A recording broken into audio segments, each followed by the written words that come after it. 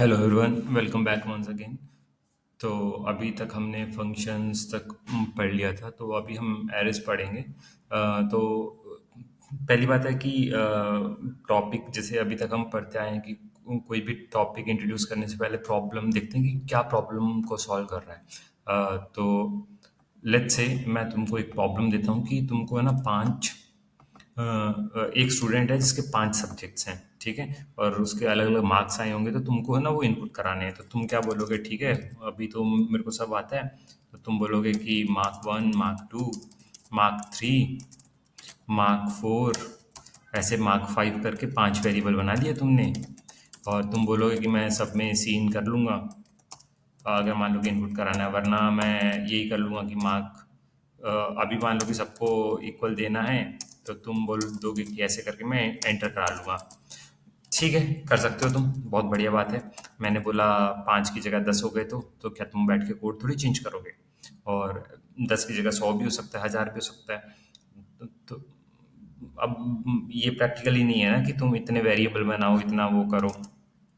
तो इसके लिए एक चीज़ इंट्रोड्यूस होती है कि जब सिमिलर टाइप ऑफ जब अपने को एक ही टाइप के, जैसे मान लो कि इंटीजर मार्क्स इंटीजर में है, तो एक ही टाइप के अगर अपने को चाहिए तो और वैसी कलेक्शन चाहिए, तो उसके लिए हम एरे यूज़ कर सकते हैं। तो फॉर एग्जांपल अभी अपने को 5 मार्क्स चाहिए थे, ठीक है। वो भी किस टाइप के? इंट 5 चाहिए थे, तो हम ऐसा लिख सकते थे int A R R. A R R एक नाम हो गया, एरे का शॉर्ट हैंड बोल सकते हो, जनरली हम वो कन्वेंशन यूज़ कर रहे हैं। और इसके अंदर 5 लिख देंगे कि कितने चाहिए, 5, ऑब्वियसली सेमी कॉलन। तो 5 एलिमेंट्स बन गए, ठीक है। तुम बोलोगे कैसे बन गए? देखो, जैसे तुम्हारा मार्क 1, मैं M1 M2 M3 लिख देता हूँ, 4 M5 बने थे।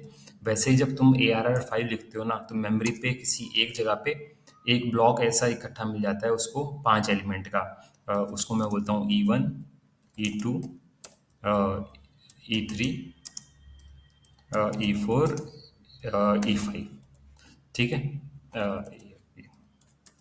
E5 ऐसा एक मेमोरी का ब्लॉक बन गया कि 5 एलिमेंट बन गए वहाँ पे। अब तुम ये है कि तुमको इकट्ठे मिल गए, तो तुमको अलग अलग 5 वेरिएबल नहीं करने। अभी मान लो कि ये 5 की जगह 50 होता, तो ये 50 एलिमेंट तक चले जाता, ठीक है। तो सिमिलर ही है। मान लो कि अब अपन ने एरे, अब छोटे एग्जाम्पल से समझते हैं तो चीज़ें आसान हो जाती हैं। जैसे 5 बनाए, तो अब ये कि अ, अब तुम एक बहुत ही इंटरेस्टिंग चीज़ एरेज के बारे में होती है कि array is a zero index based. तुम बोलोगे यार ऐसी ऐसी चीज़ें मुंह पे मार रहे हो जो समझ में नहीं आ रही। कोई नहीं, अभी जीवन में बेटा बहुत कुछ सीखना है, पर तो इसीलिए धीरज धरेंगे।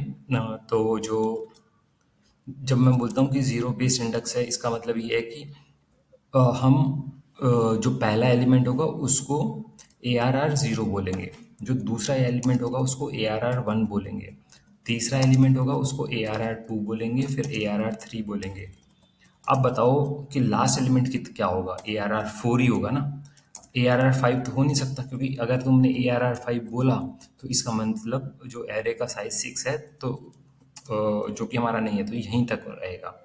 तो अब मान लो कि अपन वैल्यूज असाइन कर लेते हैं कि ए आर आर ज़ीरो को अपन बोल देते हैं कि 30 है, ए आर आर वन 40 है, ए आर आर टू 50 है, ए आर आर थ्री 60 है, ए आर आर फोर 70 है। तुमने बोलोगे कि चलो सर वैल्यू तो भर ली, अब इनको प्रिंट करा लेते हैं। ए आर आर ज़ीरो लिखो, ए आर आर वन लिखो, ए आर आर टू लिखो, ए आर आर थ्री लिखो। बहुत ही दिक्कत वाली बात है भाई, लिखते ही जा रहे हैं, ख़त्म नहीं हो रहा। और ये चलो, ये तो चलो 4 तक हैं, और 4 की जगह अगर 40 होते तो कब तक हम तो ये प्रिंट स्टेटमेंट ही नहीं लिख पाते। अब देखोगे तो ये 30 40 50 60 70 इकट्ठा आ गया। अब देखो, हमने जब बोला था कि जो एरे होता है एक, जब भी तुम ए आर आर फाइल लिखते हो तो एक कहीं पे मेमोरी, कंटिन्यूस मेमोरी बन गई। जी सही है। तो एक चीज़ दिख रही है ना, कि पहले जब अपन M1 M2 ले रहे थे तो कोई ऑर्डर नहीं था, लेकिन अभी जो एलिमेंट्स हैं वो तो एक ऑर्डर में दिख रहे हैं ना, कि ज़ीरो है, फिर वन है, फिर टू है, फिर थ्री है। तो ऐसी चीज़ तो हमने ऑर्डर को प्रिंट कराने के लिए या इनपुट लेने के लिए सीखी थी, जिसको अपन फॉर लूप बोलते थे। तो मान लो कि मेरे पास ये वैल्यूज अपन ने पहले डाल ली, ठीक है। अगर अब एरे को प्रिंट कराना है तो अपन तो ये कर सकते हैं ना कि अपने को पता है कि जो पहला एलिमेंट एरे का होता है वो जीरो होता है, ठीक है। तो अपन अपने को पता है कि अपने को जीरो से लेके चार तक चलना है। तो अपन ये लिख सकते हैं ना कि I equals to zero, I less than लिख सकते हैं ना फाइव, क्योंकि अपना फाइव साइज है, less than five is four, तो वहाँ तक लूप चलेगा। आई प्लस प्लस लिख सकते हैं। और उसके बाद अपन ये कर सकते हैं कि cout A R R I, और एंडल भी लगा सकते हैं अब तो यहाँ पे अपन। तो अब देखना तुम कितना आसान होगा कि हमको कितनी स्टेटमेंट्स रिपीट नहीं करनी पड़ी, और हमारे जो आउटपुट है कितना इजीली प्रिंट हो गई। आई गेस तुम लोग ये तो समझ गए होगे, ठीक है। प्रिंट कर लिया। अब जैसे मान लो कि प्रिंट करने के बाद अगर तुमको मैं यही बोलता कि अभी तो मैंने हार्ड कोड करके इसको वैल्यूज को डाल दिया, मैं तुमको बोलता यार इसकी वैल्यू इनपुट करानी है।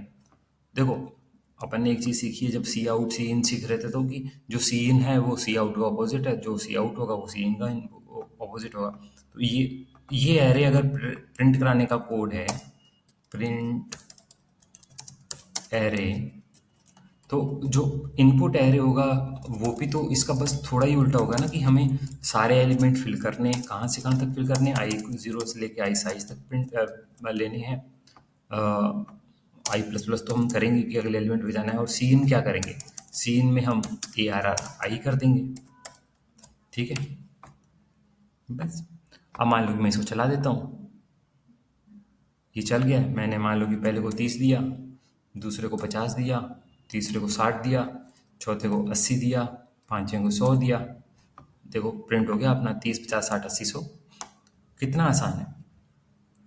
अब अ, एक चीज़ अब तुमको मुझे लगता है कि ये नॉर्मल एरे जो है वो समझ में आ गए। अब मान लो कि मैं तुमको एक प्रॉब्लम देता हूँ कि तुमने 5 स्टूडेंट के मार्क्स तो कर लिए, एक स्टूडेंट के 5 सब्जेक्ट के मार्क्स कर लिए, ठीक है। अब मैं तुमको बोलता हूँ कि एक काम करो, तुम मुझे 3 स्टूडेंट के 5 सब्जेक्ट में मार्क इकट्ठे करके दो। तो तुम बोलोगे कि सर ये तो हम सीख गए हैं कि मैं पहले स्टूडेंट का स्टूडेंट वन लिख दूंगा, इसको S1 लिख देते हैं अपन ना। तो देखो वेरिएबल्स जो नेम होते हैं ना, हमको आइडियली है ना इतने अच्छे लिखने चाहिए कि जब भी तुम कोड पढ़ो तो तुम्हें समझ में आए कि क्या लिखा है। जैसे हमने लिखा कि स्टूडेंट वन, इसका मतलब है कि स्टूडेंट वन के पाँच पाँच चीज़ों में मार्क्स हैं, स्टूडेंट टू के पाँच में मार्क्स हैं, इन स्टूडेंट थ्री के पाँच में मार्क्स हैं। फिर तुम बोलोगे कि जैसे एक का इनपुट कराया वैसे हर स्टूडेंट का करा लेंगे और फिर कराते रहेंगे।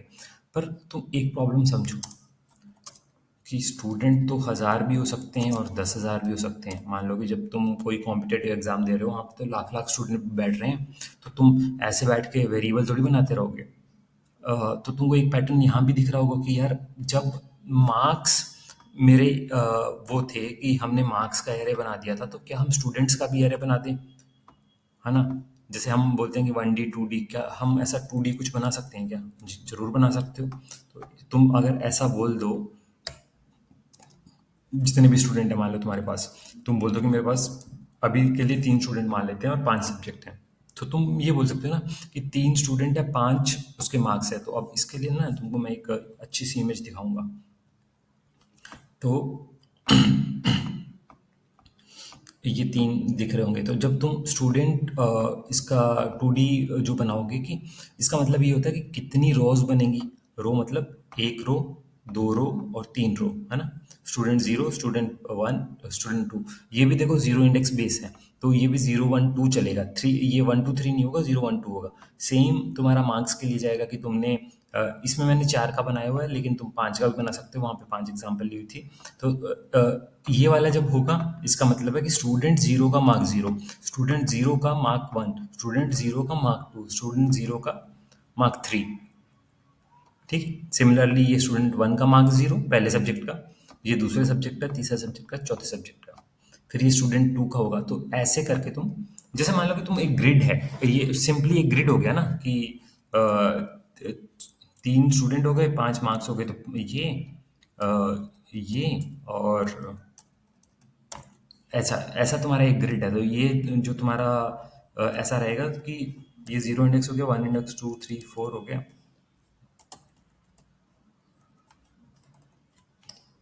तो इससे तुमको समझ में आ जाएगा कि अ, ये रो होगी बेसिकली, इधर वाली जो साइड है स्टूडेंट हो जाएगी, कि कौन सा स्टूडेंट, जीरो स्टूडेंट, पहला, दूसरा, तीसरा। और इस साइड तुम्हारे जो अपना हॉरिजॉन्टल चलेगा, उसमें तुम्हारे मार्क्स हो जाएंगे, इस साइड में तुम्हारे मार्क्स हो गए बेसिकली। और जो नीचे की साइड जो जा रहा होगा, एक बार मैं ये लगा के तुमको दिखा देता हूँ। जो नीचे की साइड जाएगा उसको अपन स्टूडेंट बोलते हैं, ठीक है। तो अब तुम बोलोगे कि यार करें कैसे। मान लो कि मेरे को पहला स्टूडेंट लेना है, तो स्टूडेंट जो पहला होगा वो स्टूडेंट ज़ीरो होगा। अब स्टूडेंट ज़ीरो में क्या होगा कि 5 सब्जेक्ट होंगे, तो तुम बोलोगे कि स्टूडेंट ज़ीरो का ज़ीरो मतलब पहले स्टूडेंट का पहला सब्जेक्ट का मार्क्स है। तुम इसको बोल सकते हो कि मान लो कि 10 मार्क्स आए। अब तुम ये बोल सकते हो कि स्टूडेंट ज़ीरो का जो पहला है, फिर दूसरा है, फिर तीसरा है, मान लो कि ये ऐसा स्टूडेंट है कि काफ़ी कंसिस्टेंट है, जो 10 नंबर ही ला रहा है सब में, ठीक है। ये बाप बेटा 10 नंबरी वाला ही है, तो ये उसी का बेटा है, तो सब में 10 ला रहा है। अब इससे तुमने देखा कि तुमने स्टूडेंट ज़ीरो फिल कर दिया। अब सिमिलरली तुम ये कर सकते थे कि स्टूडेंट वन, जो अगला स्टूडेंट है, वैसे स्टूडेंट टू होगा, पर हमारे जो इंडेक्स होंगे उसके हिसाब से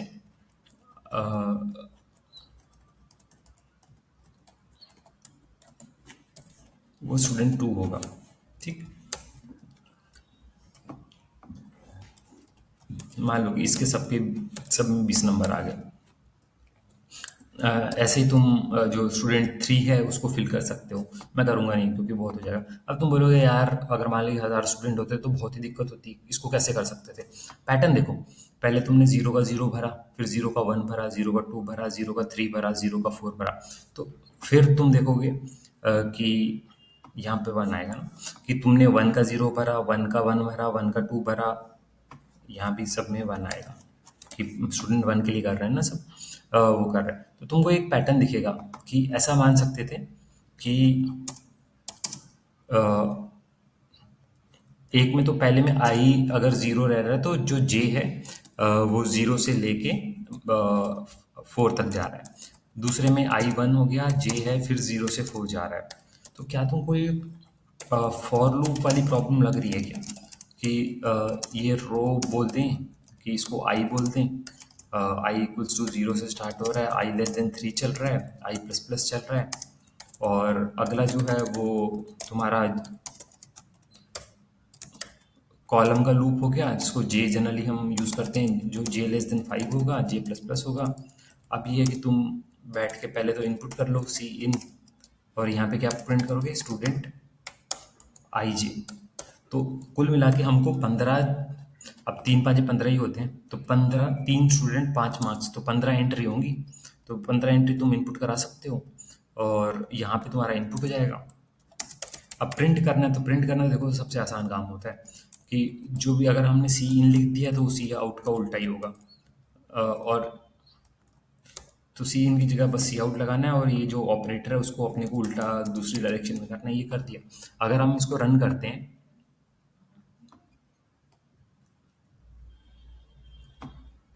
अब तुम ये ले सकते हो, पहले के जो मार्क्स आए वो 10 आए, फिर 10 आए, फिर 10 आए, फिर 10 आए, फिर 10 आए। अब अगले के तुम 20, 20, 20, 20, 20 ले सकते हो। ज़ीरो कर दिया तुमने, बहुत ही बढ़िया। फेल ही कर दिया बेचारे को। 30, 30, 30। अब देखो ये प्रिंट हो गए।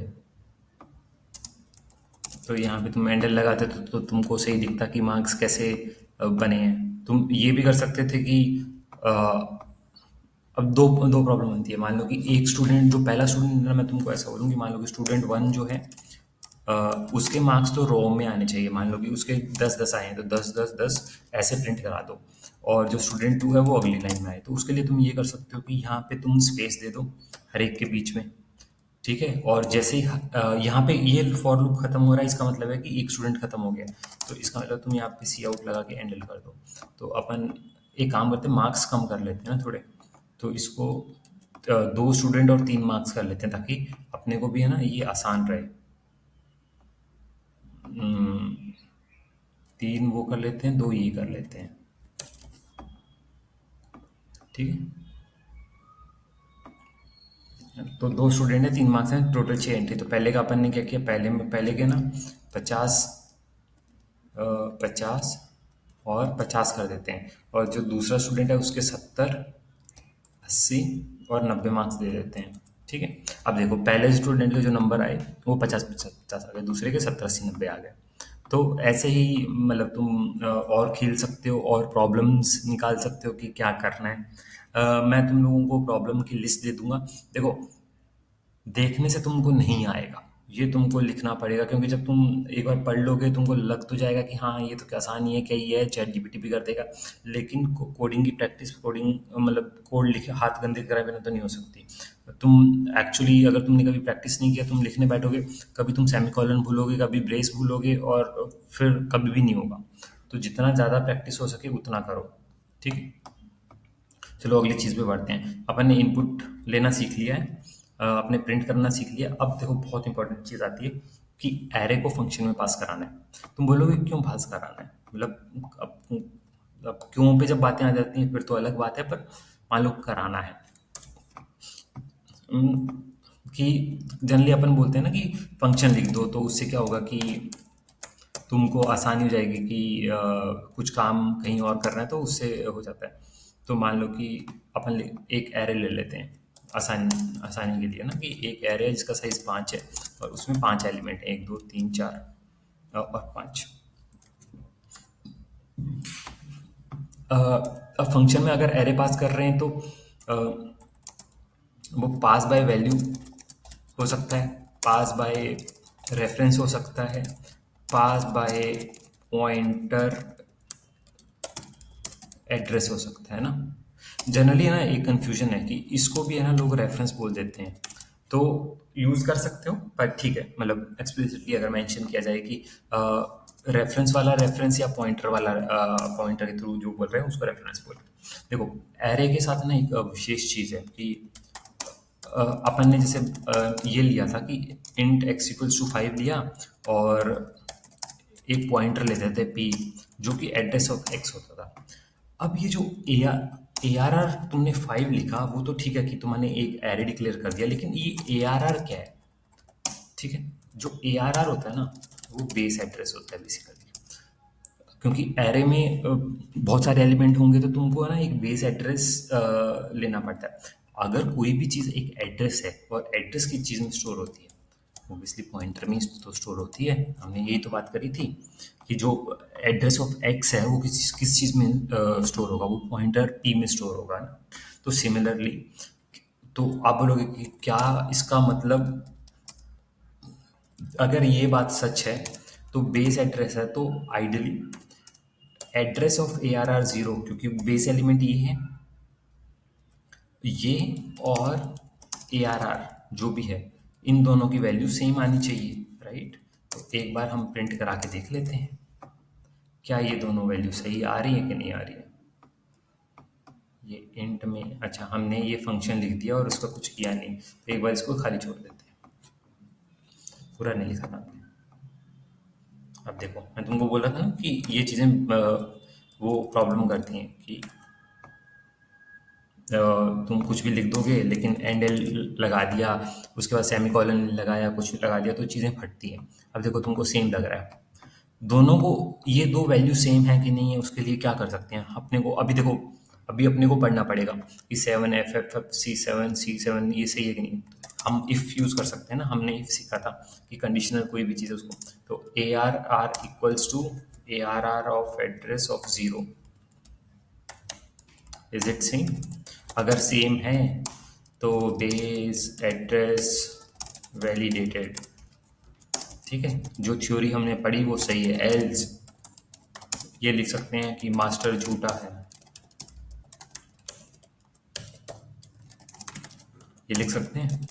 अब बताओ मास्टर झूठा है कि बेस एड्रेस वैलिडेट हो गया, बेस एड्रेस वैलिडेट हो गया, तो जो हमारी थ्योरी थी वो सही हो गया। तो अगर मान लो कि अपने को एक फंक्शन के अंदर ये पॉइंटर पास करना है, मान लो कि जैसे मैं फंक बोलूं और ए आर आर उसके अंदर भेज दूं, तो यहाँ पे तुमको क्या मिलेगा? तुमको हमेशा पॉइंट, क्योंकि हमने ये वैलिडेट कर लिया था ना कि ये एड्रेस है, जो ए आर आर है वो अपने आप में एड्रेस है। और एड्रेस को कौन रिसीव करता है? एड्रेस को पॉइंटर ही तो रिसीव करता है। पॉइंटर है तो हमेशा पास बाय पॉइंटर ही हुआ कि सेम मेमोरी लोकेशन को एक्सेस कर रहे होंगे। मान लो कि जो तुमने 1 2 3 4 जो भी बनाया होगा ये किसी मेमोरी में होगा, तो ये फंक्शन और ये फंक्शन जिस मेमोरी को एक्सेस करेंगे वो सेम होगी। तो आइडियली क्या होगा कि अगर मान लो कि तुम यहाँ पे ए आर आर के अंदर कुछ भी चेंज करते हो, मान लो कि यहाँ पे 10 कर देते हो और इसके बाद प्रिंट कराते हो, ठीक है। अरे यार, ठीक है, इसके बाद अगर तुम ए आर आर ज़ीरो को प्रिंट कराते हो तो क्या आना चाहिए? तुम्हें क्या लगता है कि हमने यहाँ पे जाके 10 कर दिया तो आइडली वैल्यू 10 आ गई, तो इसका मतलब हमारी ये थ्योरी भी वैलिडेट हो गई कि अगर एरे को पास करें तो वो पास बाय पॉइंटर एड्रेस ही है। एरे पास बाय पॉइंटर एड्रेस, ठीक। ये समझ गए तुम। अब होता क्या है कि तुम, अगर हम ऐसा भेजते, क्योंकि ये पॉइंटर आया है, अब पॉइंटर आया है तो तुमको एक इन्फॉर्मेशन लॉस हो गई। देखो पॉइंटर तो हमेशा सिर्फ एक मेमोरी को बताएगा ना, कि जो बेस एड्रेस का एड्रेस है। यहाँ पे तुमने एरे 5 का किया था, अब यहाँ पे तुम्हें कैसे पता लगेगा कि एरे 5 का है या 10 का है? उसके लिए तुम्हें क्या है कि तुमको साइज अलग से भेजना पड़ेगा, कि उसको साइज ऑफ एरे बोल दो, ठीक है। तो अब ये कब फायदा करेगा? मान लो कि तुम पागलों की तरह एरे ऑफ 100 में कुछ डाल रहे, अब आइडियली ये नहीं चलना चाहिए ना, ये क्रैश होना चाहिए। कि इसको अपन लोग बोल देते हैं, एक बार डिफ़ॉल्ट आर्गुमेंट ले लेते हैं 0, क्योंकि हम वहाँ से नहीं भेज रहे कुछ। अब ये कुछ भी हो गया कि कंपाइलर थोड़ा अनडिफाइंड बिहेवियर कर दिया कि तुम्हारा एरे तो था 5 का और तुम 100वें एलिमेंट में डाल रहे हो, तो इसलिए तुमको तुम साइज ऑफ एरे भेज लो ताकि तुमको एक बाउंड चेक्स रहेंगे कि कितना करना है अपने को, ठीक है। ओके। अब देखो जब हम ये बोल देते हैं कि जो ए आर आर है एक पॉइंटर ही है काइंड ऑफ, तो पॉइंटर से अगर तुमको हमने ये तो देख लिया था कि तुम ऐसे करके प्रिंट करा सकते हो A R R zero, A R R one, लेकिन क्योंकि ये पॉइंटर है तुम ये भी कर सकते हो कि सी आउट पॉइंटर अर्थमेटिक से भी तुम इसको A R R zero, A R R one, A R R two, A R three,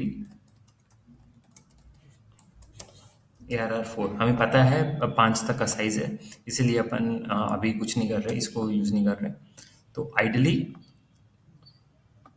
ये हमको सेम इंफॉर्मेशन देगा कि 10 2 3 4 5, तो इट मीन्स कि this is equals to A R R zero, this is equals to A R R one, A R R two. तो in general अगर हम pointer से अगर एरे यूज हो रहा है और ऐसा कुछ लिखा हुआ है कहीं भी ए आर आर प्लस आई, तो कई बार है ना बहुत कंफ्यूजन हो जाती है कि अरे यार क्या ही हो रहा था। उसको ऐसा मानना कि उसका एरे का आईएथ एलिमेंट ही है, कुछ ज़्यादा विशेष किसी ने कुछ ऐसा लिखा नहीं है, ठीक। आई होप ये क्लियर हो गया है तुम लोगों को। सिमिलरली तुम 2D एरे भी पास कर सकते हो और फिर जो करना है कर लो यार, तुम्हारी मर्जी है, अपनी मर्जी के मालिक हो तुम। एक बहुत आई गेस मोटी मोटी चीज़ें तुमको समझ में आ चुकी होंगी। अब एक और चीज़ देखते हैं कि तुमने ना एरे 5 का बनाया, एरे 5 का बनाया, अब तुमको है ना ऐसा लगा कि यार इसमें तो 6 की ज़रूरत पड़ सकती है, तो तुम ए आर आर 6 मतलब ए आर आर 5 करोगे, मतलब 6th एलिमेंट कर रहे हो ना इसको, कुछ दे रहे वैल्यू, पर ये अलाउड नहीं है, नॉट अलाउड। कंपाइलर रोक नहीं रहा है, कंपाइलर अलाउज, बट ये रन टाइम पे प्रॉब्लम होती है। ठीक है, अभी क्रैश व्रैश नहीं होगा, बट ये क्रैश होता है क्योंकि देखो तुम ये बोलते हो कि चादर देख के पैर नहीं पसार रहे ना तुम यहाँ पे। तुमने 5 एलिमेंट्स के लिए मेमोरी मांगी और अब तुम बोल रहे हो कि हमको साहब छठे के लिए भी जगह दे दो। क्या रिफ्यूजी का यहाँ पे नहीं चल रहा भाई। जितना है कंपाइलर बोलेगा जितना तुमने मांगा है उतना ही करेगा, नहीं तो फटेगा। तो एक ही प्रॉब्लम हो गई यार के साथ कि फ्लेक्सिबल नहीं हो तुम, है ना। अब मान लो कि दूसरा ऐसा होता कि तुमने ना ये जो ए आर आर बनाया, कुछ ए आर आर वन ले लेते हैं अपन, जो तुमने 100 का बना लिया। लेकिन जब तुम उसको भरने लगे ना, तुमने बोला कि यार ए आर आर वन के 41 एलिमेंट तक ही भर पाए हैं उसको 100 बोल दो। ठीक। अब देखा जाए तो तुम्हारे जो 60 एलिमेंट है वो खाली रह गए, है ना। क्या करोगे इतने खाली एलिमेंट्स का। एफडीबी नहीं होती एरे के एलिमेंट्स की तो। और दूसरा, अब दो प्रॉब्लम हो गई कि अ, कम नहीं कर सकते, ज़्यादा नहीं कर सकते। तीसरी प्रॉब्लम ये है कि मान लो कि तुमने ए आर आर फाइव बनाया, जो हमने पहले ही बना रखा है। अब ए आर आर इसमें मैं 8 कर दूं सीधा और उसमें कुछ वैल्यू डालूं, कौन वैलिडेट करेगा कि कितना है। किसी को आइडियली वैलिडेट करना पड़ेगा ना कि भाई तुम्हारा जो औकात है वो 5 का है और तुम 8 डाल रहे हो इसमें, नौवें एलिमेंट पे डाल रहे हो। तो वो चीज़ें नहीं है, तो उनको सब चीज़ों को हैंडल करने के लिए एक डायनामिक एरे रहता है, डायनामिक एरे, जिसको हम वेक्टर बोलते हैं। ठीक है। अब क्यों बोलते हैं, कैसे बोलते हैं, अब वो तो अपने आप में एक प्रॉब्लम है। पर ऐसा मान लो कि ये डायनामिकली चलता है और ये सेम ऑपरेशन है, बस उसमें है कि तुमको एरे वाले सारे कोई पंगे नहीं होगी। इसको भी तुम वैसे ही प्रिंट करा सकते हो। ठीक है, अभी एक बार कर देते हैं। अब वेक्टर को इंक्लूड कराने के लिए तुमको हैश इंक्लूड वेक्टर भी लिखना पड़ेगा। ये वेक्टर हेडर फाइल जो होती है उसमें से आता है वेक्टर। ठीक है, वन आ गया। अब मान लो कि तुमको अगर ये पूरा ही कराना था तो तुम वैसे के वैसे जैसे अपन ने फॉर लूप लिखा था, int I equals to 0, I less than vector का साइज। इसके अंदर ना एक एपीआई भी रहती है, एपीआई बोल लो, फंक्शन बोल लो, कि उसके अंदर कितने एलिमेंट है उसको साइज बोलते हैं। अब तुम सी आउट करा सकते थे कि वेक का ही। ठीक है, सेम जैसे जितना अपन ने पढ़ा है उसके हिसाब से ही है सब कुछ, 1 2 3 4। ठीक है, आई गेस मैं इंट्रोडक्शन देना चाह रहा हूँ अभी वेक्टर की। वेक्टर अपने आप में एक बहुत वास्ट टॉपिक है जिसको हम जब एसटीएल पढ़ेंगे तब देखेंगे। लेकिन ये है कि अगर तुमको एरे यूज़ नहीं करना है तुम वेक्टर बेसिकली यूज़ कर सकते हो। वेक्टर में ऐसा है कि तुम मान लो कि 4 तक किया, अब तुमको लगा कि यार 4 मुझे और भी कुछ इसमें डालना है, तो तुम ये कर सकते थे, वेक्टर डॉट पुश बैक 5 डाल दो, वापस से 6 डाल दो, यहाँ पे 10 डाल दो। अब फिर तुम वापस ये कोड यहाँ पे ऐसा उठा लो, यहाँ कर दो और प्रिंट कर दो। अब तुम ये देखोगे 4 एलिमेंट तो तुमने डाले ही थे, उसके बाद 5 6 10 भी आ गए। ठीक है, वेक्टर के अंदर बहुत सारी एपीआईज हैं, जो बहुत सारे फंक्शंस हैं जो तुमको बहुत आसानी से करने को देता है। वरना तो वही है कि तुम घर बनाने को तो ईंट खुद से भी बना सकते थे, लेकिन अब अगर तुमको बनी बनाई ईंट मिल रही है तो क्या दिक्कत है। तो वैसे ही है एपीआईज एसटीएल की कि तुम्हारा जीवन बहुत आसान कर देती है। ठीक है, तो आई गेस हम बहुत क्लियर हैं कि एरेज कैसे काम करते हैं। अगले लेक्चर में हम स्ट्रिंग्स वगैरह पे देखेंगे। चलो ठीक है, बाय, थैंक यू।